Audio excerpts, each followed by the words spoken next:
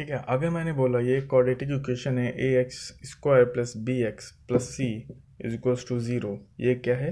Quadratic equation है और इसके रूट्स हैं अल्फ़ा एंड बीटा। इसका मतलब क्या हुआ? ये अल्फ़ा एंड बीटा रूट्स हैं, यानी कि अल्फ़ा और बीटा की अगर मैं वैल्यू इस इक्वेशन में पुट कर दूं तो ये हमें क्या आंसर देगी? ज़ीरो। ठीक है, अल्फ़ा एंड बीटा की वैल्यू इस इक्वेशन में रखने के बाद हमें क्या मिलेगा?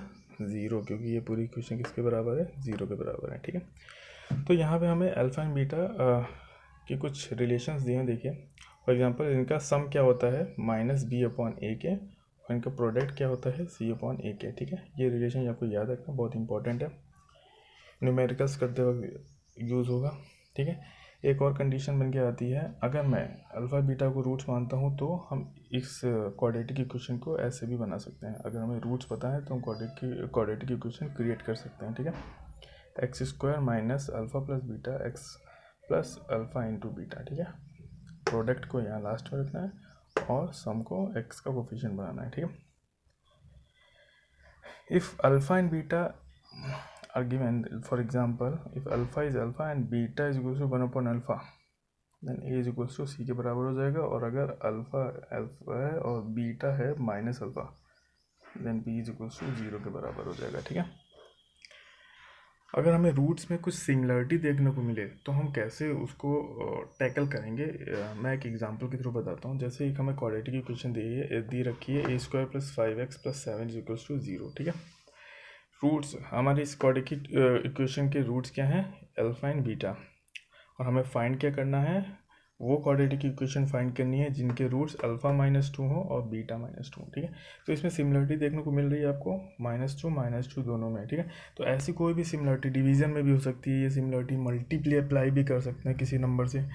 तो हमें ऐसी कोई सिमिलरिटी देखने को मिली तब हम ये काम करेंगे। ठीक है, क्या करेंगे? हमें अप्रोच क्या होगी? हम जो है एक्स की जगह पे अल्फ़ा माइनस टू को पुट करेंगे और अल्फ़ा किसी के बराबर रख देंगे एक्स प्लस टू को। हमने माइनस टू को इस तरफ ले आए। ठीक है, तो alpha is equals to X plus two. मैं पहले बता चुका हूँ, यानी अल्फ़ा और बीटा इसके रूट्स हैं, इसका मतलब अल्फ़ा इसको सेटिस्फाई करेगा। तो हम अल्फ़ा को यहाँ पे हम एक्स की जगह पे क्या रख देंगे? एक्स प्लस टू रखेंगे। ठीक है, तो हमने इसी इक्वेशन में एक्स स्क्वायर की जगह क्या रख दिया? एक्स प्लस टू का होल स्क्वायर प्लस 5x था, तो हमने क्या किया? एक्स प्लस टू कर दिया 5 इंटू और प्लस 7 बराबर 0। इसको सॉल्व किया तो हमारा आंसर आ गया ये। तो ये वो इक्वेशन है जिनके रूट्स अल्फ़ा माइनस टू और alpha plus beta plus minus two है। ठीक है, तो हमारी ये अप्रोच रहेगी। ठीक है, आपको अल्फ़ा इंटू बीटा का प्रोडक्ट क्या होता है? सी अपॉन ए, और उसका सम क्या होता है? माइनस बी अपॉन ए। अगर आपका डिफरेंस पूछा जाए अल्फ़ा माइनस बीटा कैसे निकालेंगे, तो इसका एक फॉर्मूला होता है, वो आपको थोड़ा याद रखना पड़ेगा। अल्फ़ा प्लस बीटा का whole square minus alpha minus beta का होल स्क्वायर बराबर 4 अल्फ़ा बीटा। ठीक है, यहाँ से हम निकाल लेंगे अपना अल्फ़ा माइनस बीटा का होल स्क्वायर, जो कि होगा अल्फ़ा प्लस बीटा का whole square minus 4 alpha beta. ठीक है, फिर जो है हमें कुछ इंपॉर्टेंट पॉइंट्स याद रखने पड़ेंगे, जैसे अर्थमेटिक मीन ऑफ रूट्स। अगर रूट्स का हमें एम निकालना हो तो alpha plus beta upon two. अगर हमें रूट्स का जी एम निकालना हो तो अंडर रूट अल्फ़ा बीटा, और एच एम निकालना हो तो 2 alpha beta upon alpha plus beta. ठीक है, ये आप स्क्रीनशॉट लेना चाहते हो तो ले लो। फिर अगला दिया होता है हमें क्या? अगर हमें दो इक्वेशन दिए हैं, ठीक है, first equation and second equation, और हमें दिया हुआ है कि रूट्स आर सेम, मतलब कि दोनों इक्वेशन के जो रूट्स हों वो आपस में सेम हो।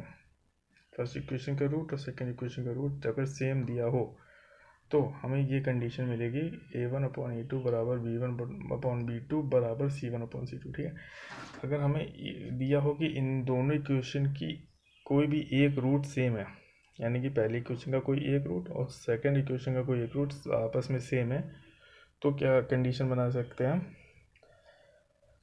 हमें? जो देखिए इसको कैसे निकालते हैं, देखिए यहाँ पे दो इक्वेशन दिया a1 b2 a2 b1। ठीक है, ये करना है, क्रॉस प्रोडक्ट करना है। a1 b2 minus a2 b1, वही लिखा है ना, a1 b2 minus a2 b1, a1 b2 minus a2 b1। ठीक है, पहला ब्रैकेट बन गया। दूसरा ब्रैकेट में हमें क्या करना है?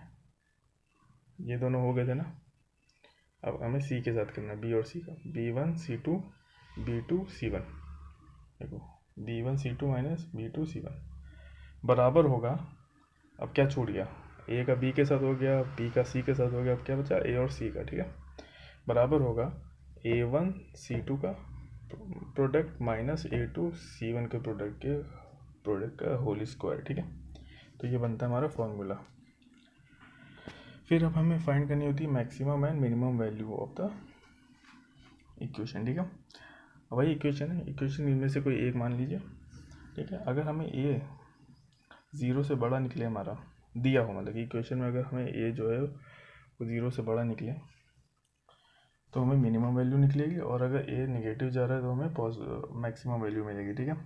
और मिनिमम वैल्यू निकालने के लिए हमें ये फॉर्मूला यूज करना है, -d/4 है। डी पता ही है, B² - 4AC से हम डी निकालते हैं, डिवाइडेड बाई 4 है, ठीक है, माइनस में रखना।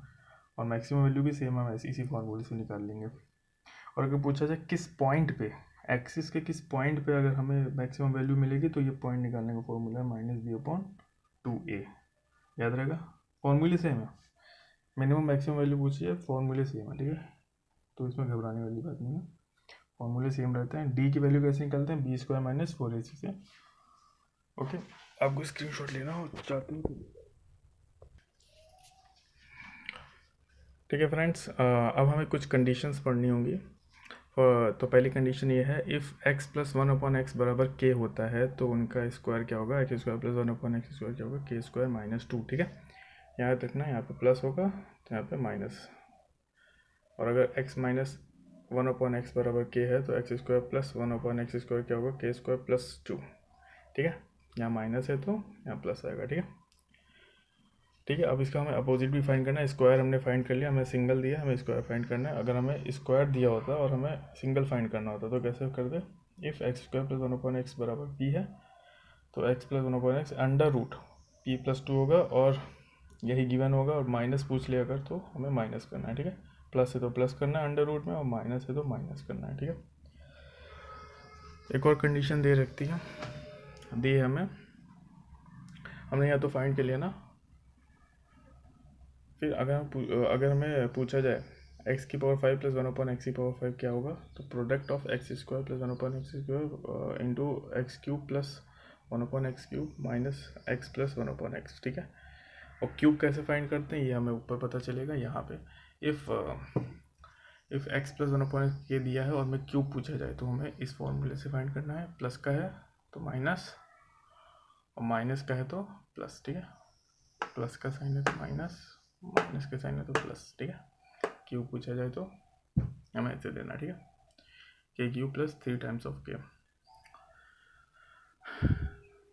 Last but not the least, if x + 1/x is अंडर√3 दिया जाए, देन x³ + 1/x³ 0 होगा, और जिसका हमें रिजल्ट निकल के आएगा x⁶ बराबर क्या होता है, -1, ठीक है। इसमें बड़े बड़े न्यूमेरिकल्स दिए होते हैं जो बहुत सारे ऐसे सीरीज़ में दिए होंगे, x⁴100 x⁴200, तो उसको हमें 6 से डिवाइड करना है, और हमें -1 रख देना है पावर के उसमें, ठीक है, x की जगह पे।